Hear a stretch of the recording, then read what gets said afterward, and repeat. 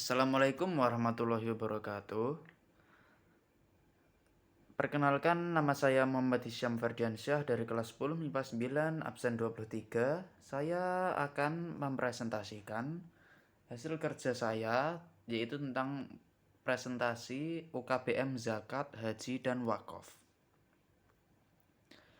Nah, peta konsep pada pembahasan kali ini yang perlu kita pelajari adalah hikmah ibadah haji, zakat, dan wakaf, memahami ketentuan-ketentuannya, menganalisis dalil-dalilnya, menunjukkan sikap gemar berhaji, zakat, dan wakaf, dan juga menunjukkan kepedulian sosial hikmah dari perintah haji, wakaf, dan zakat. Yang pertama, ibadah haji. Dalam bahasa Arab, haji berarti sengaja mengunjungi Ka'bah untuk beribadah kepada Allah Subhanahu wa taala pada waktu tertentu, yaitu bulan Syawal sampai 10 hari pertama bulan Zulhijjah, dan dengan cara yang tertib. Puncak pelaksanaan ibadah haji yakni pada tanggal 9 Zulhijjah saat dilangsungkannya ibadah wukuf di padang Arafah. Secara istilah, haji adalah sengaja mengunjungi Ka'bah dengan niat beribadah pada waktu tertentu dengan syarat dan cara yang tertentu pula. Haji juga berarti menyengaja ke Mekah untuk menunaikan ibadah tawaf, sa'i, wukuf di Arafah, dan menunaikan rangkaian manasik dalam rangka memenuhi perintah Allah Subhanahu wa taala dan mencari ridhonya. Hukum haji yaitu wajib bagi yang mampu melaksanakannya. Sebagaimana firman Allah Subhanahu wa taala dalam Quran surat Ali Imran ayat 97. Nah, kewajiban haji adalah sekali seumur hidup, selebihnya hukumnya sunnah. Syarat-syarat haji ada dua, yaitu syarat wajib dan syarat sah. Syarat wajib diantaranya Islam, berakal atau tidak gila, baligh, ada muhrimnya, dan mampu dalam segala hal, termasuk biaya, kesehatan, keamanan, mental, dan lain-lain. Dan syarat sahnya yaitu Islam, baligh, berakal, dan merdeka. Rukun haji harus dilaksanakan, bila tidak maka hajinya tidak sah. Nah, rukun haji ini ada banyak ya. Yang pertama ihram. Ihram itu cara melakukannya yaitu berniat mengerjakan ibadah haji yang ditandai dengan pakaian ihram berwarna putih dan membaca niat labbaik Allahumma hajjan. Nah, itu niatnya ya. Ibadah haji dan ihram harus diawali dengan ihram.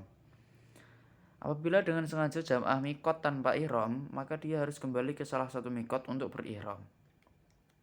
Yang kedua, wukuf. Wukuf yaitu hadir di padang Arafah pada tanggal 9 Zulhijjah dari matahari terbit hingga terbenam. Wukuf di Arafah merupakan saat yang tepat untuk mawas diri, merunakkan diri, dan lain-lain. Wukuf yang dicontohkan Rasulullah SAW diawali dengan sholat zuhur berjamaah, zuhur dan asar dengan jamak takdim qashar. Kemudian dilanjut khutbah atau bimbingan wukuf, seru-seruan ibadah, dan berdoa kepada Allah Subhanahu wa taala. Yang ketiga ada tawaf. Tawaf yaitu mengelilingi Ka'bah 7 kali berlawanan arah jarum jam dengan posisi Ka'bah di sebelah kiri.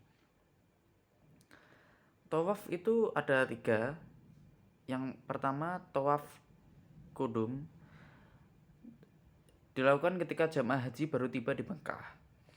Kemudian tawaf ifadah dilakukan pada hari kurban setelah lempar jumrah akobah, hukumnya wajib. Tawaf wada adalah tawaf perpisahan bagi jamaah yang ingin meninggalkan Mekah. Yang keempat ada sa'i, yaitu lari kecil Bukit Sofa sampai Bukit Marwah sebanyak 7 kali. Sa'i dimulai di Bukit Sofa dan berakhir di Bukit Marwah. Sa'i dilakukan setelah tawaf, ya. Yang kelima ada tahallul, memotong sebagian rambut kepala, minimal 3 helai rambut. Yang keenam adalah tertib, alias urut. Kemudian jenis-jenis haji ada 3. Yang pertama haji tamattu, yaitu umroh dulu kemudian haji. Jenis haji ini wajib membayar dam, yaitu puasa 3 hari di tanah suci dan puasa 7 hari di tanah air. Kemudian jenis haji yang kedua ada haji ifrad, yaitu melaksanakan haji dulu kemudian umroh. Yang ketiga jenis haji qiron, yaitu haji dan umroh dilakukan secara bersamaan atau sekali ihram. Jemaah yang melakukan jenis haji ini diwajibkan memotong hewan kurban. Selanjutnya keutamaan haji. Yang pertama, haji ialah amal yang paling utama. Haji merupakan jihad. Haji menghapus dosa. Pahala ibadah haji yaitu surga. Nah, selanjutnya UKBM zakat. Menurut bahasa, lugat artinya tumbuh, suci, dan berkah. Menurut istilah, zakat adalah pemberian yang wajib diberikan dari harta tertentu menurut sifat-sifat dan ukuran kepada golongan tertentu. Zakat merupakan salah satu dari 5 rukun Islam dan disebutkan secara beriringan dengan kata sholat pada 82 ayat dalam Al-Quran. Hukum zakat berada di dalam Quran surat Al-Baqarah ayat 43. Dan juga di sebuah hadis, yaitu di dalam kitab Al-Awsat dan As-Saghir, Imam Tabrani meriwayatkan dari Ali radhiyallahu anhu bahwa Nabi Muhammad SAW pernah bersabda. Nah, seperti itu. Kemudian syarat zakat. Yang pertama, orang yang mengeluarkan zakat atau muzaki harus Islam, merdeka, balik, dan berakal. Yang kedua, syarat yang berhubungan dengan jenis harta atau objek zakat. Yang ketiga, milik penuh. Yang keempat, berkembang, mencapai nisab, lebih dari kebutuhan pokok, bebas dari hutang, berlaku setahun atau haul. Nah, kemudian ada rukun zakat. Rukun zakat diantaranya pelepasan atau pengeluaran hak milik pada sebagian harta yang dikenakan wajib zakat. Penyerahan sebagian harta tersebut dari orang yang mempunyai harta kepada orang yang bertugas atau orang yang mengurusi zakat, yaitu amil zakat. Penyerahan amil kepada orang yang berhak menerima zakat sebagai milik. Kemudian ada hikmah dan keutamaan ibadah zakat. Yang pertama, membersihkan mereka alias pemilik harta dari penyakit kikir dan serakah. Dihindarkan dari sifat-sifat tercela serta kejam terhadap fakir miskin. Kemudian menyucikan jiwa orang yang berzakat. Yang keempat, mengangkat derajat dengan berkah dan kebajikan. Nah, kemudian UKBM yang terakhir yaitu wakaf. Kata wakaf berasal dari bahasa Arab yang berarti menahan atau al-habs dan mencegah atau al-manu. Artinya menahan untuk dijual, dihadiahkan, atau diwariskan. Berdasarkan istilah syar'i, wakaf adalah ungkapan yang diartikan penahanan harta milik seseorang kepada orang lain atau kepada masyarakat untuk diambil manfaatnya. Misalnya seseorang mewakafkan tanah miliknya yang dijadikan tempat pemakaman umum atau TPU. Oleh karena itu, tanah yang dimaksud tidak boleh diambil, diwariskan, atau dihadiahkan kepada orang lain. Nah, hukum wakaf itu sunnah. Namun bagi pemberi wakaf atau wakif merupakan amaliyah sunnah yang sangat besar manfaatnya. Karena bagi wakif merupakan sedekah jariyah.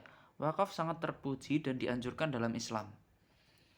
Dalil tentang wakaf ada di Quran surat Ali Imran ayat 92 dan hadis Rasulullah SAW yang diriwayatkan oleh Bukhari dan Muslim dari Abu Hurairah.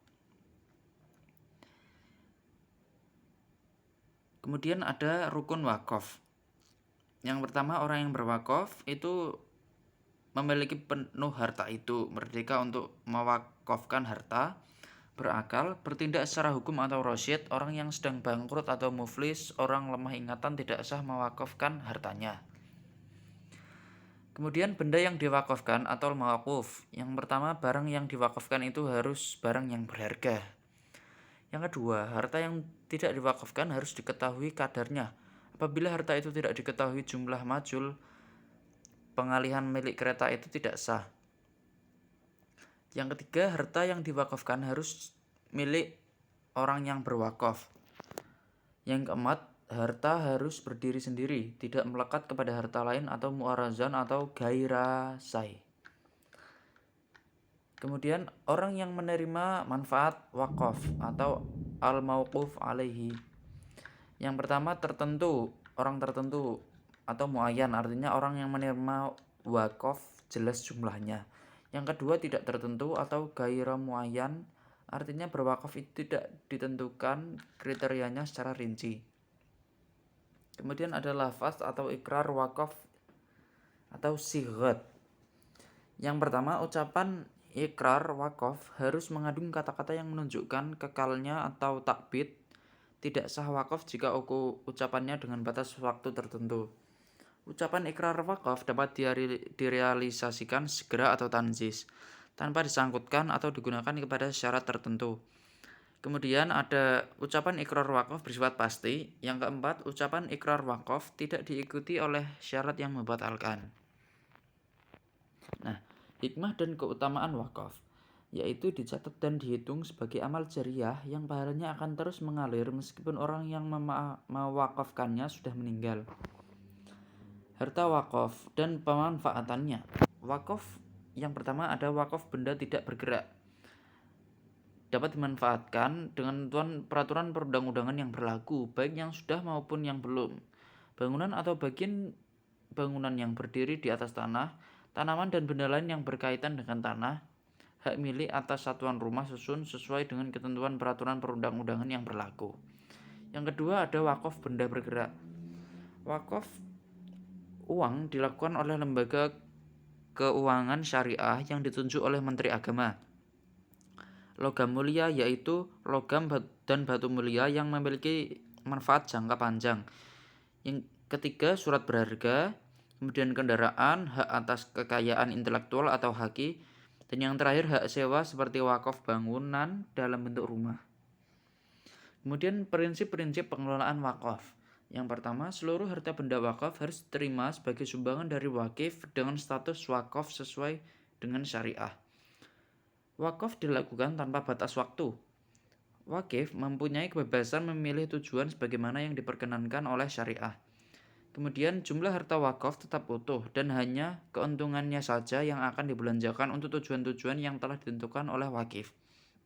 Dan yang terakhir, wakif dapat meminta keseluruhan keuntungannya untuk tujuan-tujuan yang telah ditentukan. Nah, berakhir.